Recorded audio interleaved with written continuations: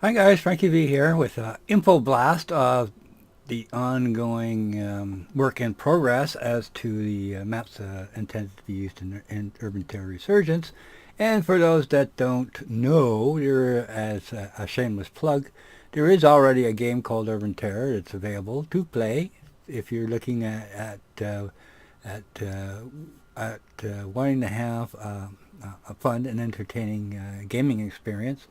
You can go over to urbanterror.info and download the auto installer and this and that, the other thing, and and get your gaming on your old school gaming hat on, based on a little bit of nostalgia, so to speak.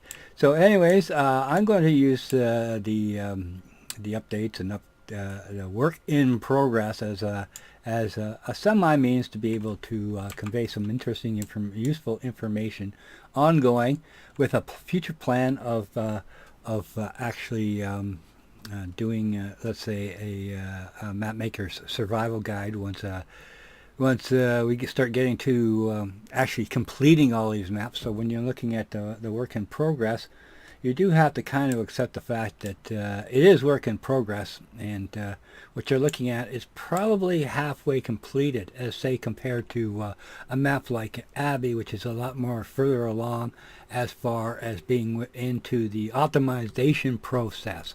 So the big word as far as map making goes in Unreal 4 is iteration, as opposed to how things were done in Radiant, which was done as to fit to finish progression, meaning that when you were making a map, you were generally dealing with the requirements on a per object basis, meaning that if you put in a wall, you would have to do everything to that wall that would be required to make an efficient and a sexy looking wall.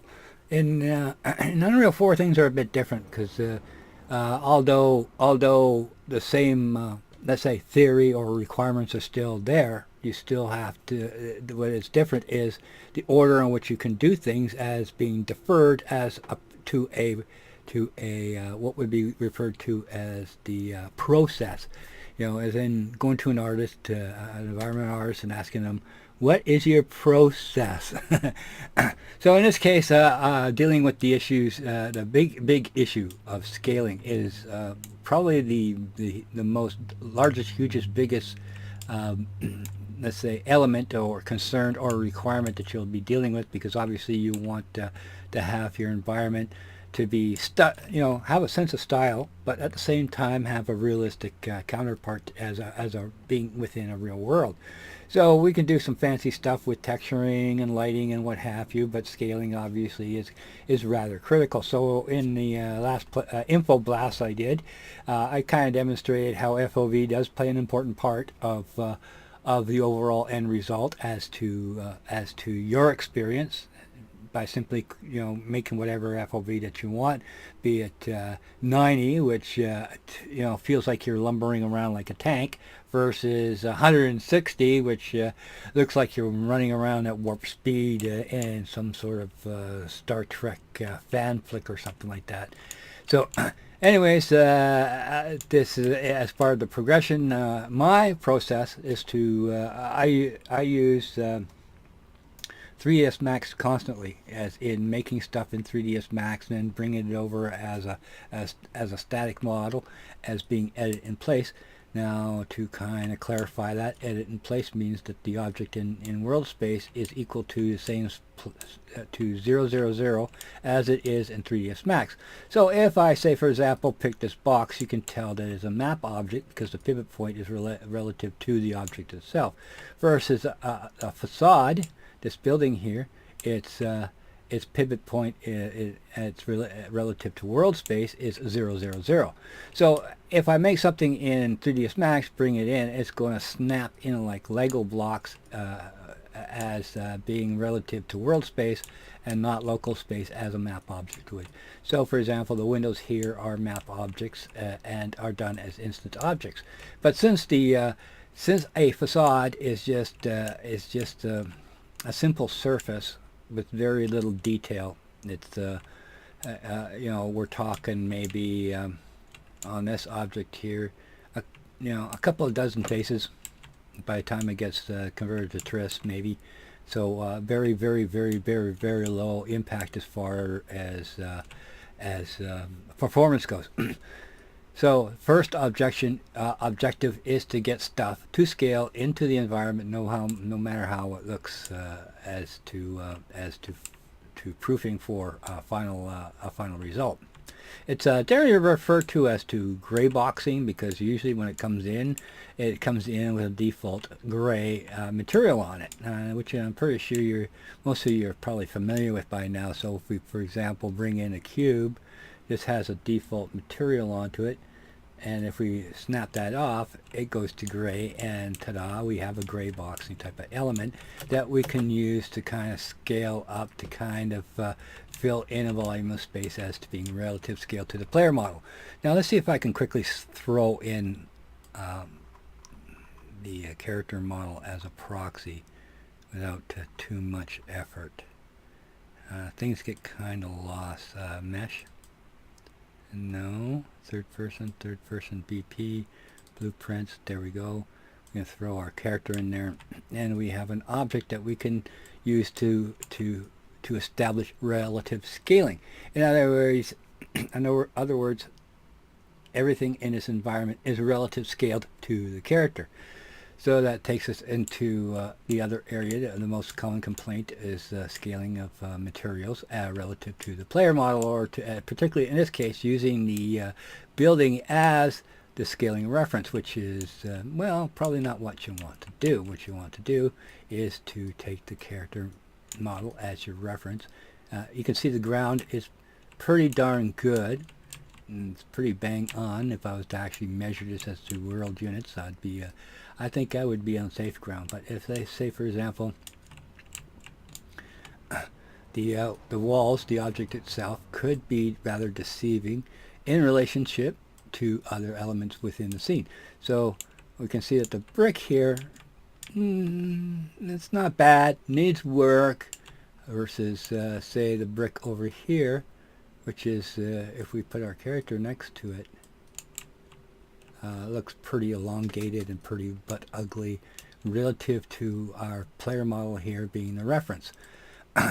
So what's going on here as to work in progress, of course, is once again all about my process of first establishing the relative scale of the environment, so that our player here can be running around and jumping off the wall. The next stage from there here would be to, once I have established these objects in 3D space as being, well, let's say locked down, I would go in and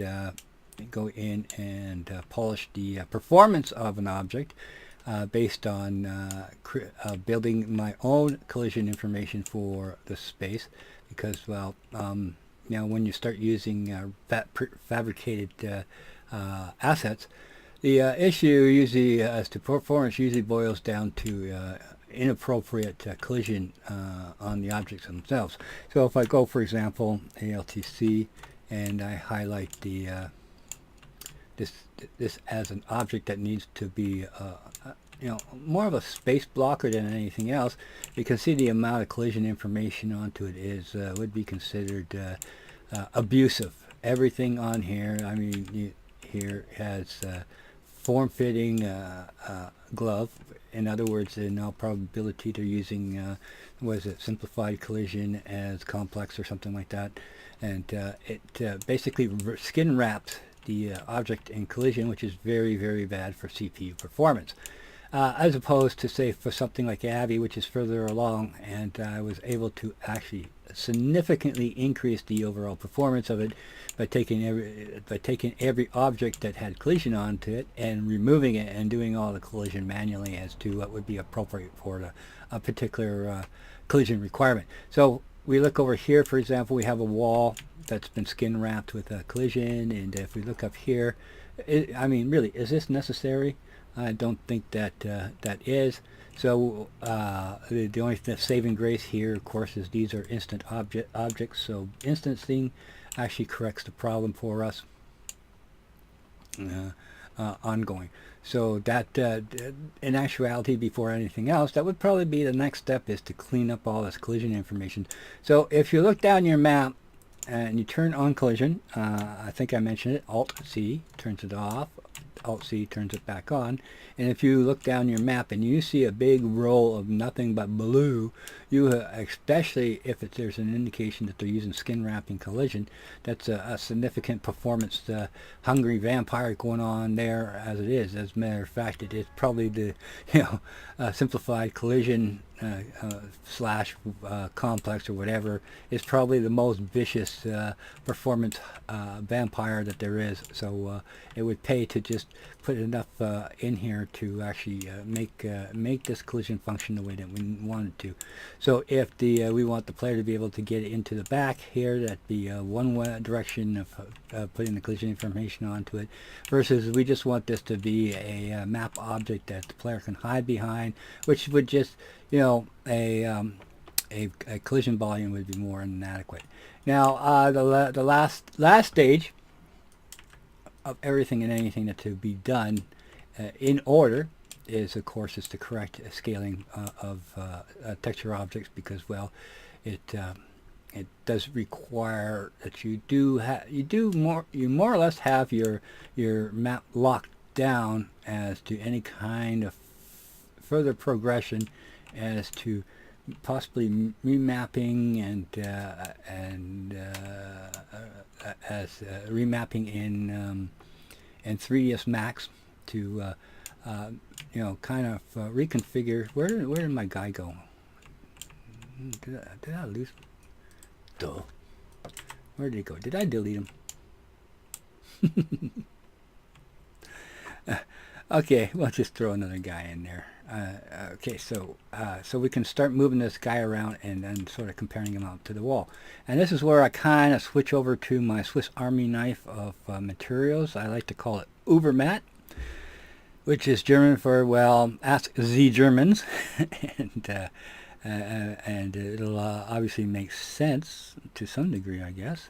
And I had it set up in Casa, and I'll bring it in. There's my Ubermatt, and I've already have some materials kind of set up from Casa that has been applied to it. Now, Ubermatt is a master material that can be made an instant material, and its purpose that it serves is well, many, as to what it will possibly do in the future. Now, I can go ahead and actually create a material, but I'll just go ahead and use an instance because everything is the same with it.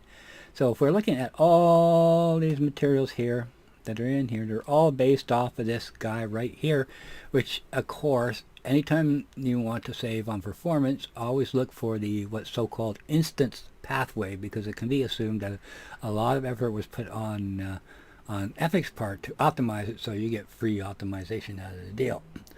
But okay, so anyways, but to kind of show this off, we kind of snap our material to us, and you can see this is as a plain Jane material that was done specifically for Casa. And if we go ahead and we open this up as an instant material and take a look at it, it has some key features that makes this useful, and anybody who's using Radiant is going to recognize right off the back the key features of this type of materials, of how it allows us to make the correct adjustments. So first of all, what does this material does is allows you to stack materials one on top of the other that are what are considered companion materials. Now, companion material is a material that is divided into two sections, or as to lining up with the top seam of another one. So if you have, say, for example, a 2048 by 2048 material, which is a 2K, you can stack its companion material on top of it, creating a 4096 by 2048, so it becomes a combination of 4/2K.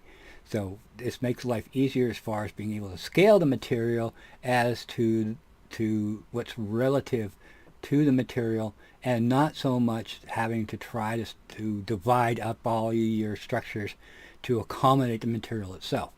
Now this is going to be made quite, so I have a material down here at the bottom, which is kind of like decayed old types of brick and what have you, versus the top half, the secondary material, on the top of that, which is a match to the bottom one as far as edges go. So they match up. So I can do a lot of stuff with this in this material slot by just turning on whatever it is that necessarily that I need. So I could turn on tessellation. I can turn on and off masks. So if I want to do a grime or dirt overlay, that's available for me. Ambient occlusion, base color is the only thing that's really turned on right now. Displacement, metallic, normal, roughness, specular. So everything and anything that makes up a PBR material is available on demand. So if we turn this on, we'll need a normal map, obviously, and it's going to rebuild the material for us. And if we look down here, you can see that our material 2 and material 1 both now have a normal map that we can slot in and manipulate that material based on our master settings or as individual components of that material. Now this is probably going to be rather familiar to all you guys used Radiant, in that you can adjust the material directly on the surface as to where it should be located relative to the scaling. So as I pull that up, you can start to see that all of a sudden our material is starting to take on different conformities.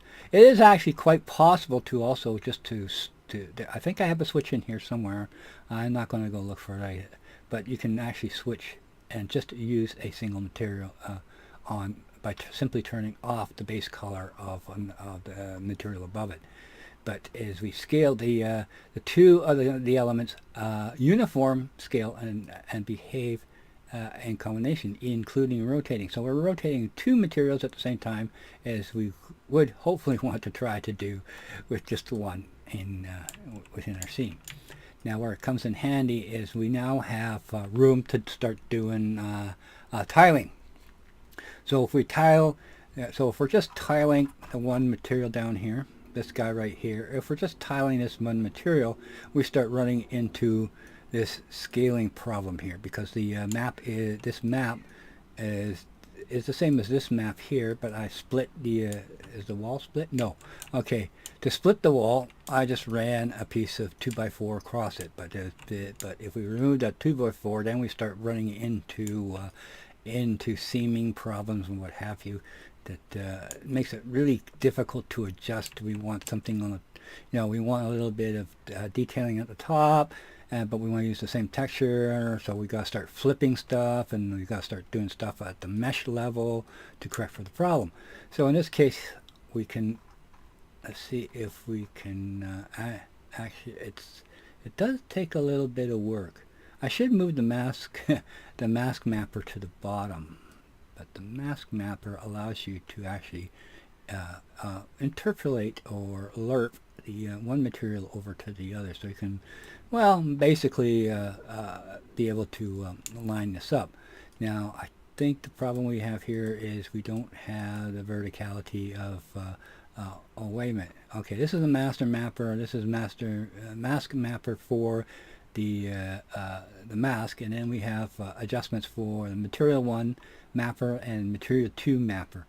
Okay, so we can adjust those relative to one another to actually map or actually adjust the two textures to one another, so that we can get rid of that seam. I have the mask in there because there's we can use that to blend the two materials, top and bottom, into one another to composite one single material. Okay, so sorry if this is taking a little bit longer, but we can adjust that down. Yeah, I always seem to go in the wrong direction. I don't even know my own tool. There we go, we're starting to get down there. So you can start to see that we're actually getting down in scale. Are we? Oh no, that's positioning, sorry. My bad. This is the positioning for vertical and horizontal. This is our mapper here as to, whoops, oh man. It's been a long time since I used this. Honestly, I had this down to a science. There we go.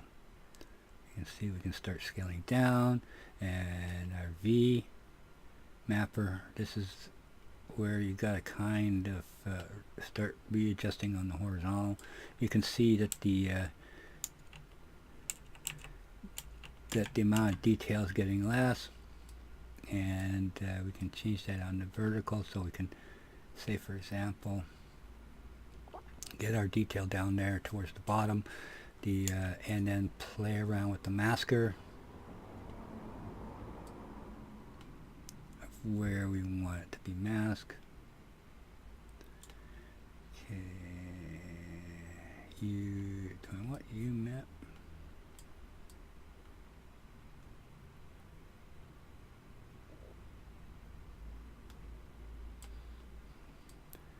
And we want to bring that down on the vertical. And ta-da! I think that's pretty good. So we have we combined two materials onto the same surface, and we're able to get the relative scaling. Oh, okay, by the way, that's because I probably have the normal map turned on, and I have kind of a default material in there as far as being a normal map. So there we go. We have actually corrected for scale relative to our player model, both the top and the bottom. We can, as I mentioned, rescale the top down or up, or the bottom down or up, or even rotate. We want this, we want this to be the other way around. Whoops, actually that's per map rotation. We got to go up to the master here, and we can rotate that around so that our top is our bottom and the bottom is our top. Minus 0.5, I think it is. Anyways, you get the idea as to being able to make, as part of the fit to finish, make it look as good as we can process. There are still options on the tables that still needs to be included as part of the new process that is actually kind of required. So I thought that blast that out. By the way, just for general info, I plan on continuing to improve this as to my needs, and what I would like to have is the ability to take a let's say a 2K image and then combine various different images to make a 8K image. So in other words, stack two 2K images on top of one another, and then as well as tag on to the end of this another texture, so you can combine different materials or into to get rid of this repetition that is going on here, which you know, it's easy enough to get rid of with decals and stuff, but you know, adding dirt layers and subdividing and this and that, the other thing, is part of the process. And then ultimately, the ultimate of ultimate is to actually get to the point where I have a simple material that I can use to create a texture atlas, where each section of that atlas can be managed similar to the same way as you can manage just two textures, and create put all of your texturing onto one sheet, which is well, it's not really needed, but it just be something cool as an end goal kind of thing. Okay, so anyways, I hope that kind of is at least informative. I do plan on making this material public once I've had enough time to test it and make it freely available to anybody who wants to use it, or even include it. You know, as much as I do like the materials that are being offered, I much prefer the textures that come with it, and putting them into my own soup, so to speak. And hopefully this was an informative info blast, and I gotta keep these shorter. On the other hand, what do you guys think? If it's informative, go longer, or just keep things short and simple? Okay, talk to you later. Bye.